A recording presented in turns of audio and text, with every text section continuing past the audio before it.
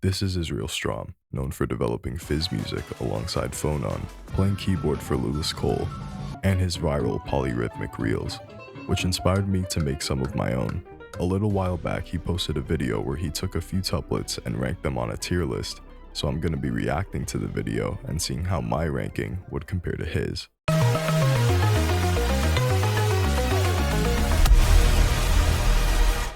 3/2. Classic, used and loved by everyone. S tier. Yeah, it's a no-brainer. 3/2 is strong, it's stable, it's very flexible, and it's one of the two building blocks of tuplets. This is one that you show people whenever they ask what a polyrhythm sounds like. So there's pretty much no debate. I'm gonna put that one in S tier. This one's goated. 2/3. Not as exciting as 3/2 since 2 is the numerator. C tier. Yeah, I'd put it around the same tier. I think 3/2 has more of a tuplet feel that I want in a tuplet. It's more versatile than some others on this list, so it wouldn't be ridiculous if someone put it in B, but I don't know. This isn't too solid for me, so yeah. 5/3, let's see. It's pretty usable, and for how simple it is, it's a decent approximation of Phi/1, the most polyrhythmic polyrhythm. A tier. Yeah, this is one of my favorites, and it's at the very least an A tier, but I'm gonna go ahead and put it right here. The most polyrhythmic polyrhythm. A crucial element of polyrhythms is the phase pattern. The more irregular they are, the more polyrhythmic it feels. The number that maximizes this irregularity is the golden ratio, or phi, which is about 1.618. Now, because it's irrational, it can't be locked into any repeating integer ratio. But more importantly, compared to other irrationals like pi or the square root of 2, it's the most poorly approximable by small integer ratios. That would make Phi/1 the ultimate polyrhythm in the sense that it has the most irregular phase pattern. 5/3 is equal to 1 2/3, which is pretty close to the golden ratio given how small the integers are. As you move up the Fibonacci sequence, the ratios get closer to the golden ratio, but a lot of the higher ones are way less usable in a musical context. So I would say this polyrhythm is the sweet spot where you get a really strong polyrhythmic feel, on top of it being extremely versatile. 3/5, okay. Totally iconic, but at high speeds, it's not the most usable, and at low speeds, it has that syncopated triplet baggage, so B tier.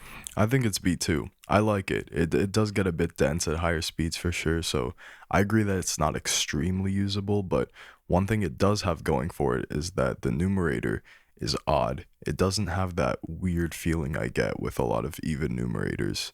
I'll explain that later. Right, 5/4. Often the first real polyrhythm that people learn other than triplets, and it never stops being useful, so S tier. Yeah, this is the other no-brainer. 5/4 is what I would consider the other polyrhythmic building block.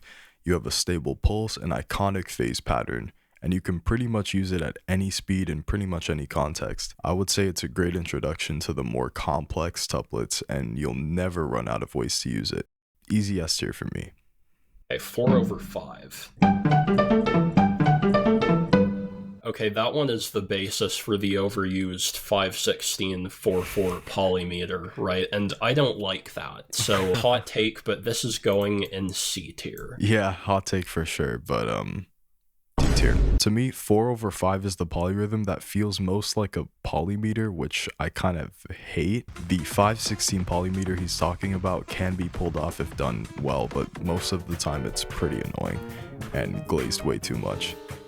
The other thing is that the even number being in the numerator immediately makes it feel off in this case. 4 has a lot of metric dominance, so tuplets with 4 in the denominator feel really stable. If you put an odd number like 5 there, it's not automatically bad.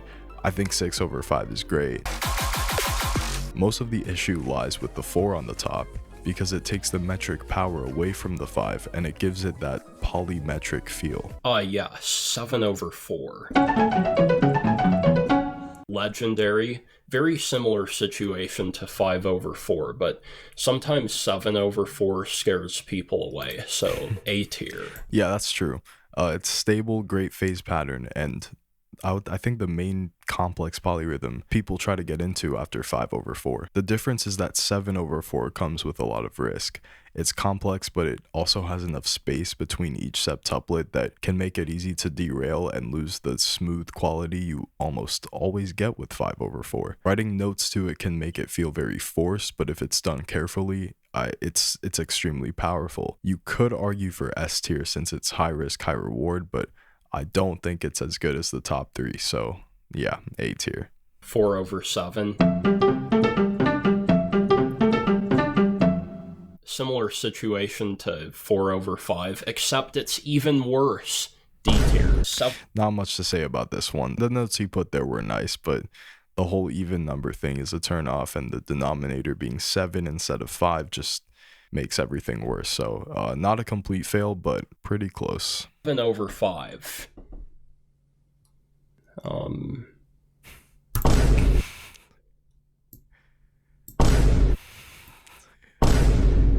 I mean, yeah, I mean, yeah, it doesn't work. Yeah, doesn't work. 7/6. Extremely versatile, and one of my personal favorites that I use all the time. A tier. Yeah, this is one you wouldn't expect to work as well as it does, but it's pretty magical, honestly. It has one of the most satisfying phase patterns, and I think it's great at all speeds, so definitely top tier. All right, we got do I have to do this one? Do I really have to? 6/7, 6/7. Most of the time I use this one. It just feels forced, so C tier. Yeah, not gonna lie, I barely use this one. 7's not a great denominator. Decent phase pattern, but just not very usable, so mid. That's his list, that's my list. Let me know what you think.